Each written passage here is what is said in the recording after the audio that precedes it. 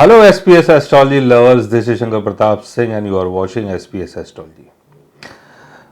दोस्तों, किसी ने एक सवाल भेजा है मुझे और इनका सवाल मुझे काफ़ी अच्छा लगा, तो मुझे लगा कि चलो इस टॉपिक को शामिल करते हैं। और ये सवाल हमें भेजा है अवनिंद्रा कुमार जी ने। ये लिखते हैं, किस अवस्था में राहु कुंडलिनी या गुप्त ज्ञान देता है, प्लीज बताइए। कुंडलिनी शक्ति और गुप्त ज्ञान, और इसको हम दूसरे तरीके से ये भी बोल सकते हैं कि 7 चक्रास हीलिंग, 7 चक्रास अवेकनिंग। तो किस अवस्था में राहु कुंडलिनी जागरण करवा सकता है, यानी जो 7 चक्रास हैं वो हमारे एक्टिवेट किस अवस्था में होते हैं, इसको समझना बहुत जरूरी है। देखिए, राहु हमारे ऑब्सेशन को दिखाता है। जिस चीज के लिए हम बहुत ज्यादा ऑब्सेस्ड होते हैं वो राहु की प्लेसमेंट से पता चलता है। यानी राहु जिस हाउस में प्लेस्ड होता है उस हाउस की चीजों के लिए राहु बहुत ज्यादा ऑब्सेस्ड हो जाता है। और जिस राशि में राहु की प्लेसमेंट होती है उस राशि की क्वालिटी को यूज करके राहु अपने आप को प्रिविलेज देता है। यानी अलग अलग राशि के हिसाब से राहु का नेचर जो है वो अलग अलग काम करता है, क्योंकि राहु का अपना कोई नेचर नहीं है। जिस राशि में राहु बैठता है उस राशि के नेचर को राहु अडॉप्ट कर लेता है और उसी की तरह बिहेव करता है और उसके थ्रू उस पर्टिकुलर हाउस की चीजों को गेन करने की कोशिश करता है। कई बार ये गेन होता है, कई बार गेन नहीं होता है। ये डिपेंड करता है उस पर्टिकुलर हाउस के लॉर्ड की प्लेसमेंट कैसी है।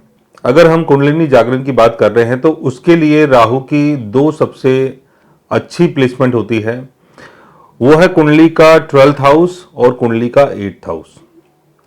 क्योंकि 12th हाउस में अगर राहु होता है तो वो 12th हाउस की चीजों को एक्टिवेट करता है, साथ में वो 8th हाउस को भी अपने 9th एस्पेक्ट से देखता है।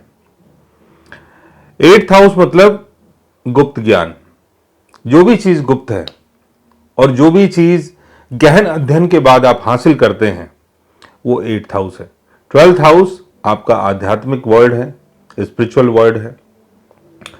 राहु की प्लेसमेंट अगर 8th हाउस में होती है तो 8th हाउस की चीजों को राहु एक्टिवेट करता है, साथ में राहु का 5th एस्पेक्ट 12th हाउस में पड़ता है।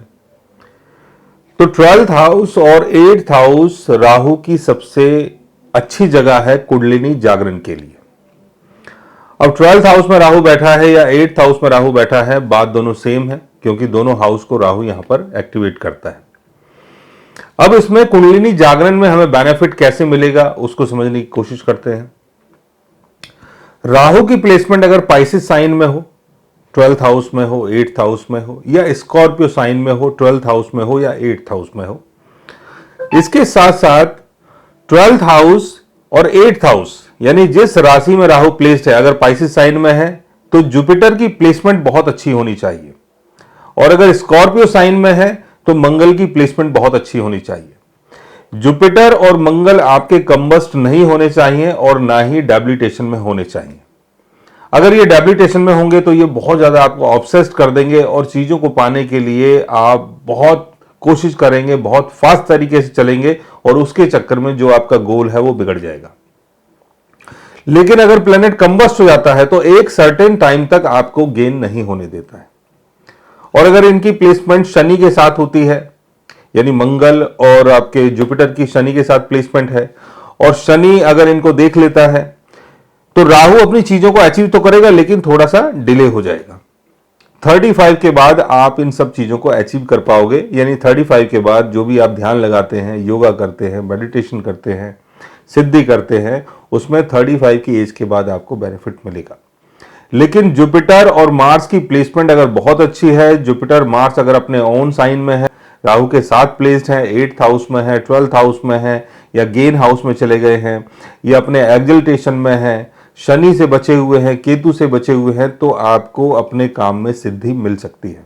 यानी जो भी आप काम कर रहे हैं उसमें आपको बेनिफिट मिलेगा और 7 चक्रास हीलिंग में आपको बेनिफिट मिल सकता है, यानी कुंडलिनी जागरण हो सकता है।